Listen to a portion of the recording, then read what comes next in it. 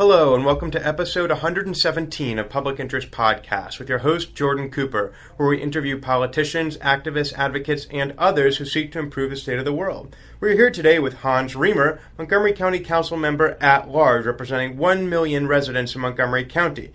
He is the vice president of the council. He sits on the Government Operations and Fiscal Policy Committee, as well as the Planning, Housing, and Economic Development Committee.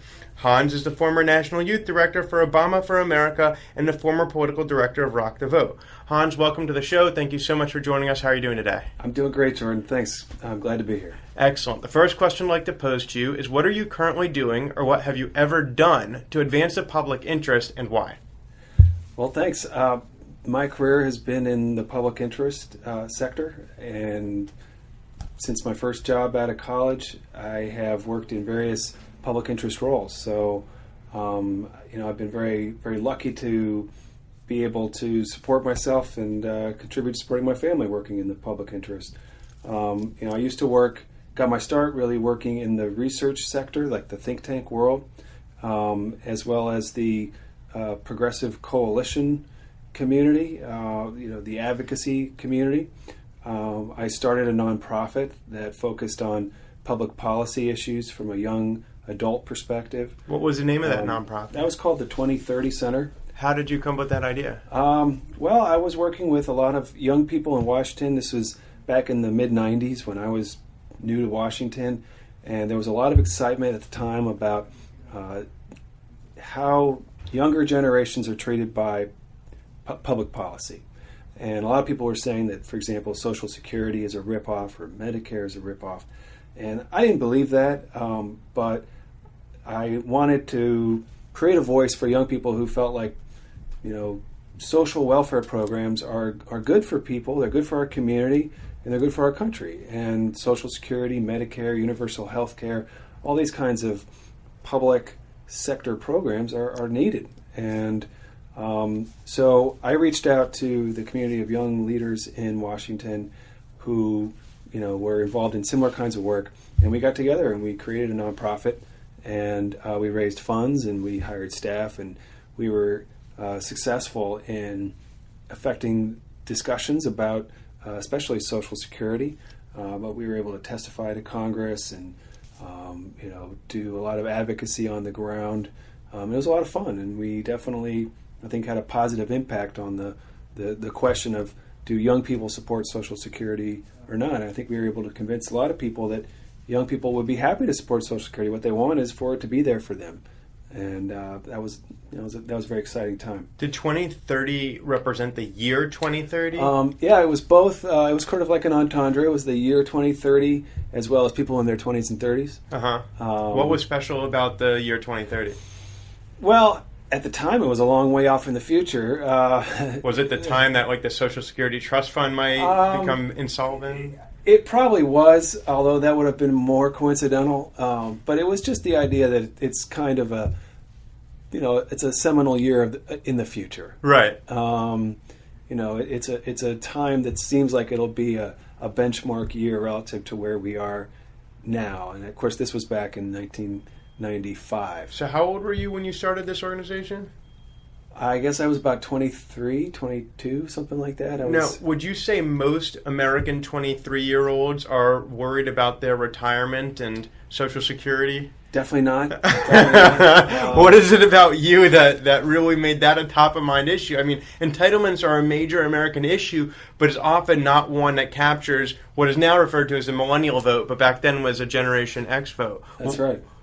Well, I got my start working for these organizations that did research on Social Security. Mm-hmm. And what I found was that there were a lot of people saying that we need to privatize Social Security in order to help young people. And this was around 94? Yeah. So this is the Contract of America time when there was a big Republican sweep. Exactly. Mm-hmm. And they were saying we need to privatize Medicare, in order to help young people get ahead.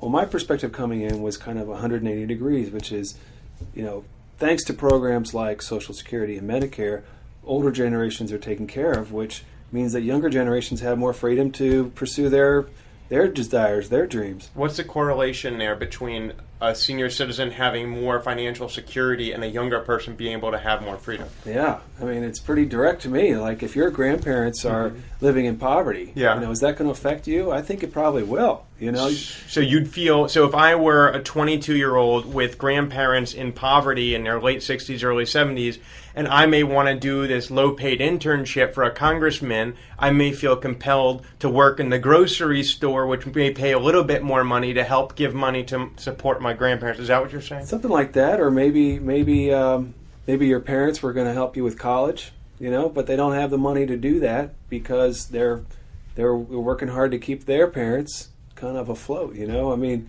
we're all connected, and basically, I think when any part of the family is more secure, that helps every other part of the family.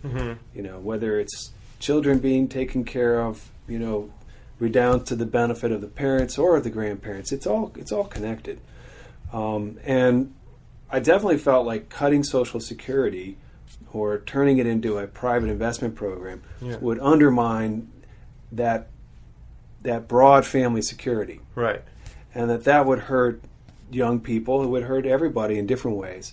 And of course, it would also undermine the ability of our country to address poverty. And Social Security is a cornerstone of our anti-poverty efforts. So I felt like that's, young people care a lot about the country that they live in and the kind of country that they live in. And none of us want to live in a country where, a high share of seniors are in poverty. So I felt like that was a voice that was needed and needed to be heard, and it wasn't being heard.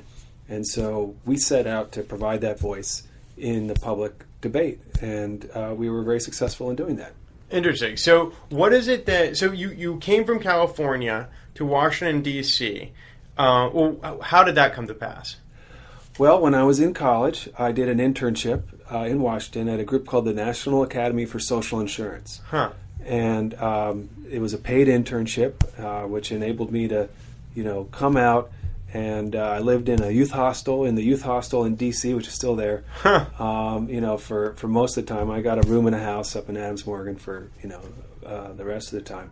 And I worked, nights and weekends at a market, and ended up staying for about 8 months in my internship, and really caught the bug for politics and policy. And so I went back to school. I had maybe another year to finish. And then after I finished, that same organization, the National Academy for Social Insurance, offered me a position, which allowed me to come back to Washington. And it was probably the only job offer I had at the time, so I certainly appreciated that. And it was a short-term job, so I came out. For about 6 months, I worked for them, and then I was hired to work at something called the Save Our Security Coalition. And this was an organization chaired by a man named Arthur Fleming. And Dr. Fleming, he was 90 when I started to work for him. Oh, my God. And he came in the office every day, and he had an amazing network of people that he communicated with. He had been in every presidential administration since Roosevelt. He was actually Roosevelt's director of civil service. Wow. He was Eisenhower's director of HEW. He was chairman of the U.S. Civil Rights Commission. So as a 22-year-old, you're all of a sudden gaining exposure to this man with one of the greatest longitudinal exposures to American history of anyone in Washington. Exactly. He was kind of, he was one of a handful of people that really built a lot of what we know today as government. Social Security, Medicare, disability, AFDC, all of these things were, and major civil rights initiatives. Those were all things that he was intimately involved in a leadership way. And I got the chance to work with many similar iconic 20th century social policy. Was he a mentor heroes. to you? Absolutely. He was a mentor to me. I mean, I worked for him. He did pass while I worked for him. But I had the incredible opportunity to, there's a picture of him on my wall over there, to get to know him and to learn from him. And it was an incredible experience. And the coalition that he chaired convened public interest organizations. Yeah. So through that coalition, I was able to meet people who worked for unions and seniors organizations and civil rights organizations and other kinds of social policy organizations. Now, in a way, you kind of became an entrepreneur right out of the gates. You worked in the internship, you finished college, and about a year later, you're starting 2030 Center. That's right. How does a 22, 23-year-old get the funding, get the wherewithal, have the chutzpah to really pull this thing together with some friends? I mean, when my friends were 22 and I was 22, we had $2 to rub together. We spent it on beer. How did you... I did a lot of that too. But, well, it's interesting. I mean, I think today a lot of people in my, with my kind of desire to start something new might start like a blog, or they have other outlets. Like a podcast. A podcast, for example, absolutely. Like there's a lot more outlets today than there may be used to be. At the same time, I was kind of there was a particular model at that time where you created a nonprofit and you did research and advocacy, and I guess I thought that I could do it too. It wasn't that hard. It was through mentorship, being mentored by people who were starting similar kinds of organizations or were running similar kinds of organizations, that I was kind of able to get the view into what does an organization look like? How do you run it? How do you budget it? Where would you raise funding from? And those same mentors, endorsed me essentially as a something that should be funded, and I was able to raise money from foundations as well as from other public interest organizations. Did you get much interest from your target audience of people of your generation? Yeah, it's interesting. I mean, our target audience was always more policymakers. Like we were seeking to project a voice to policymakers. That was kind of the first target. I think we certainly did also have a general message that reached out to some young people who might follow government or follow issues. But we were trying to kind of more go in the other direction and target policymakers with a voice. How did you convince policymakers that they should care? Because the young generation fresh out of college throughout the 20th century has been among the lowest turnout voting blocks by age demographic of any age range that there is among the voting population. How do you tell a congressman, I need you to stick your neck out on this thing. I need you to go against the grain here. I need you to protect Social Security, prevent, or I need you to advance, student loan repayment, ideas. Why would someone listen to you? You're like, well, I'd love to help the young people. Tell them to vote for me, and I'll help them. Well, what we had to do was persuade policymakers, especially elected Democrats, that what we were talking about was in their self-interest. We didn't have a ton of sway over Republican members of Congress, but Democrats were, very receptive to our message. And what we had to do was we did survey research, polling, to convince, to show and then convince them that young people and older people really had very similar views about Social Security, and that everybody wants the program to be there for them. And in fact, everyone's willing to pay a little bit more money if that's what it takes to make sure that the benefits will continue. So what we had to do was kind of explain how policymakers should think about this issue in relation to young people. Now, we had a separate question of how do we actually build more political power for young people. And that segued into your Rock the Vote work. Right. And so my interest in that kind of general question and how I learned from other young people in town in Washington who were doing more of the organizing and the power building, that led me into a different direction. So, after years of working on the Social Security fight, including organizing the coalition that went up against George Bush on privatization and things like that, I wanted to go into a different direction and, go more directly at how do you build political power for young people. So at that time, a friend of mine was running Rock the Vote, and she invited me to come, work for Rock the Vote to open up a Washington office. And so I decided that would be a great opportunity. To leave your own organization, though, that must have been tough. Well, I had already left my organization. So I was, this was a few years after. Okay. Basically, I ran this organization from 95 to 99. Mm-hmm. And after the Gore-Bush election, I concluded that I would be more effective if I was organizing a broader coalition and not just representing young people as a voice in the coalition. Right. So I teamed up with some of my other mentors to start the kind of restart the coalition that I had worked for when I worked for Dr. Fleming, because it had kind of dissolved. Right. But to start it in a new kind of 2.0 kind of way, this would have been 2001. So I was working with Roger Hickey and Bob Borisage at the Campaign for America's Future, and we launched a national coalition on Social Security, because we expected that George W. Bush was going to make an effort to privatize Social Security, and the Congress would as well. So I'm noticing trends about circling back. You leave you do Social Security, then you go with the young people, you circle back to Social Security, and even now as a county council member, it seems to me that you've really worked kind of with your real platform, your real message as a council member is the same thing that you did earlier. You said, let's get young people and old people, they're really on the same page. Well, now you're talking about, well, don't young people and older people want livable, walkable, bikeable communities? Don't they want urban nodes with transit-oriented development? Don't they have communities? And you're even now, can you talk about that?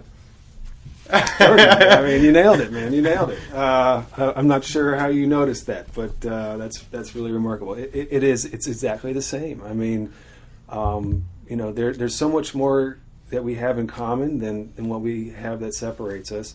And in my work at the county council now, one of my major focuses is on planning. Like, how much housing, how much commercial development do we allow in particular places? And, what are the consequences of that? So what I see, a lot of people would say, older people oppose development, right? That would be kind of the presumption, the political presumption. Older people oppose development.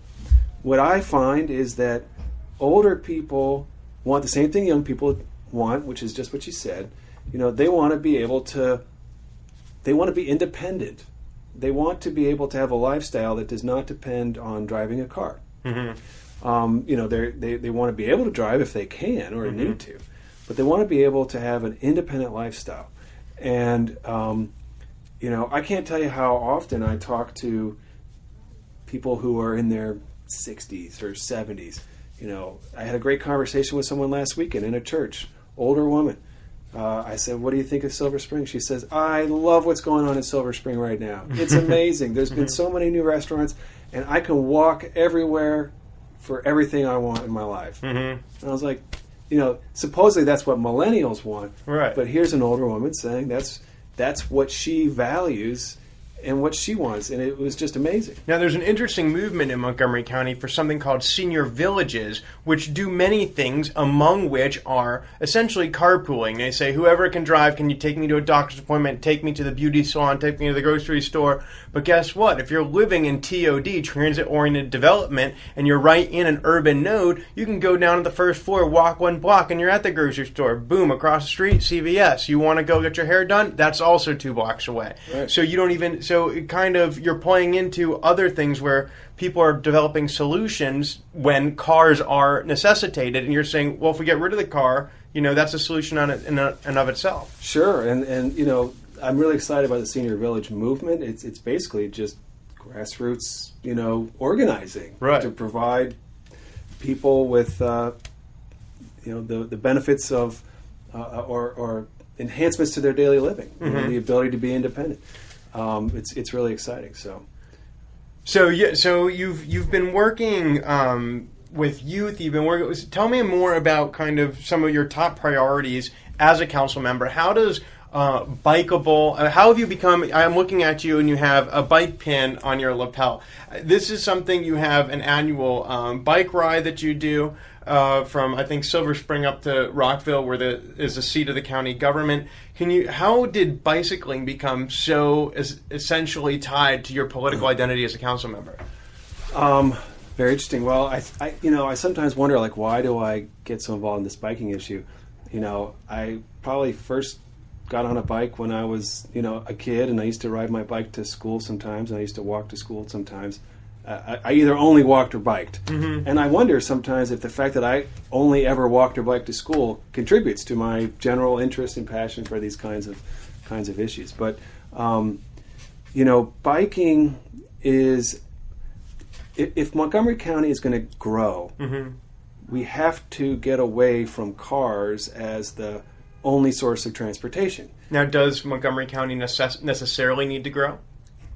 If you're not growing, you're dying. I don't think there's any alternative that's a good alternative to steady growth of jobs and housing. And even if we wanted to curb growth, it wouldn't really necessarily be possible, right? There are people who are moving here in vast numbers and have been for some time.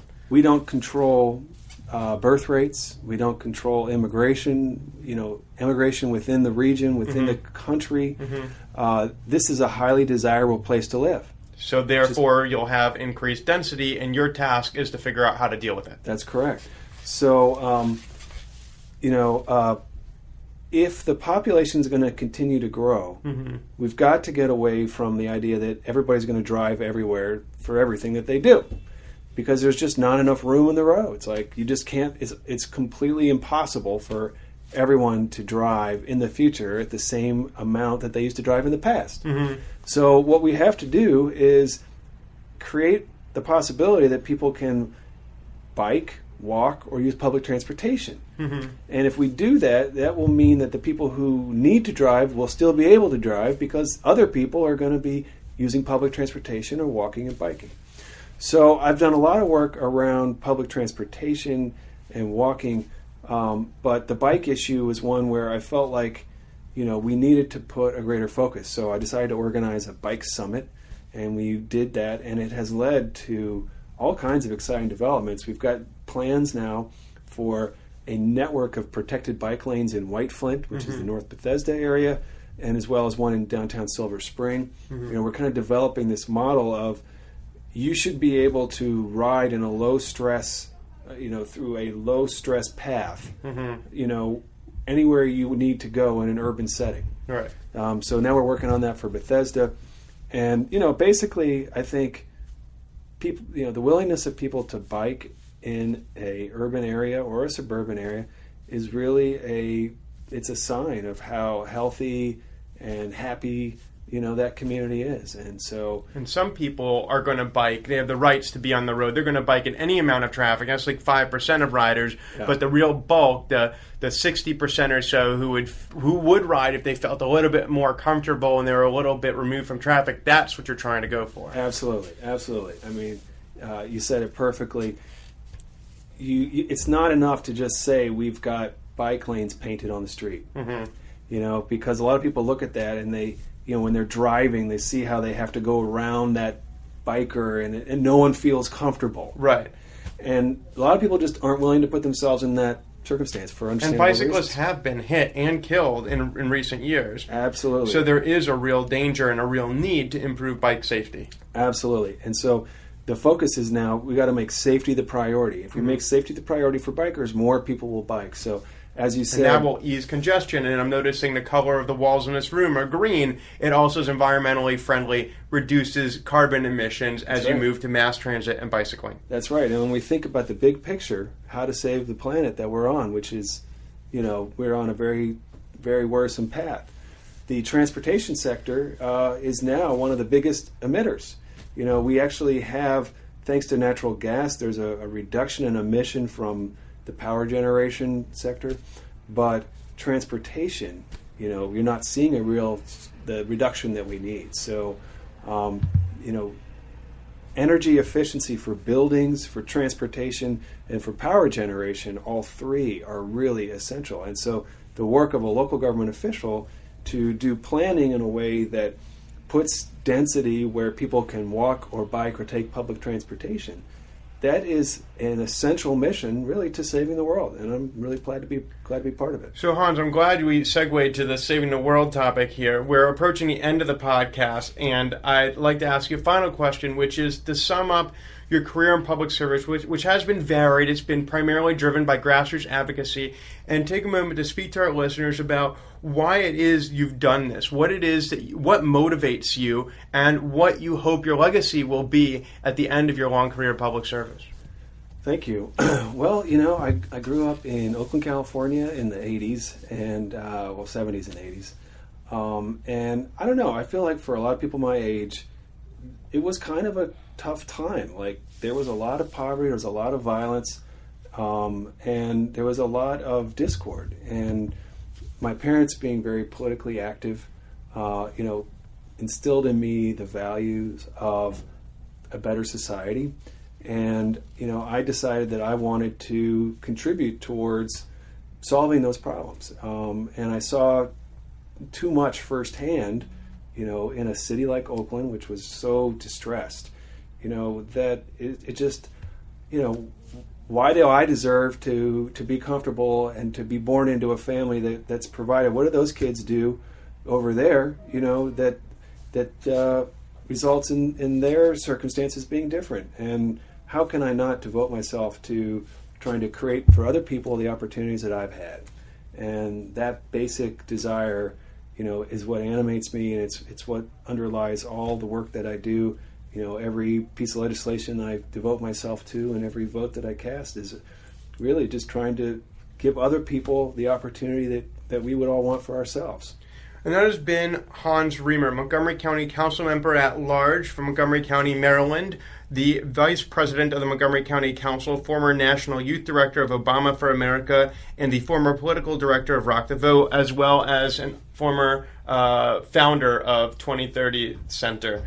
Hans speaks about his service as being one that began with under the tutelage of seems a national icon of public service throughout many administrations, who has often come full circle through his career. He has often tried to find similarities as he built coalitions among the different stakeholders. And from his first days working in Washington, where he worked with building coalitions of stakeholders, he ended up finding similarities between the young populations and the more senior populations that continue to resonate through his political advocacy and his actual legislative work to this day. Hans finds himself very grateful for that which he has been the recipient of throughout his life, and finds, which is a common thread on public interest podcasts, that to whom much is given, much there comes a responsibility. And Hans